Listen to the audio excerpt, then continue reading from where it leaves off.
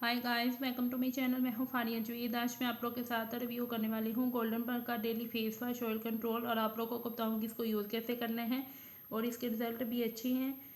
इसमें lemon, aloe vera gel है और कर्ड है, तो आप इसको क्लिनजिंग के तौर पे भी यूज़ कर सकती हो। ये आपके फेस पे जितना भी ऑयल है इसको कंट्रोल करेगा और आपके फेस को क्लीन एंड क्लियर कर देगा, आपकी स्किन को सॉफ्ट भी करेगा।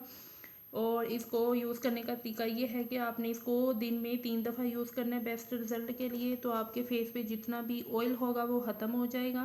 तो ये भी आपने इसको यूज़ करना है।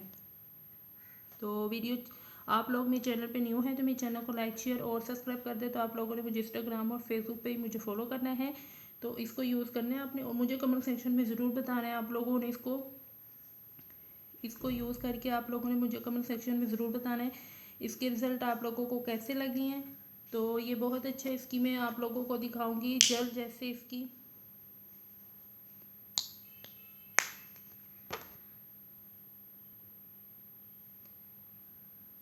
तो आपके फेस पे जितने भी डार्क स्पॉट, पिगमेंटेशन होगी वो इसको आहिस्ता आहिस्ता ख़त्म कर देगा, आपकी स्किन को सॉफ्ट करेगा, क्लीन एंड क्लियर कर देगा।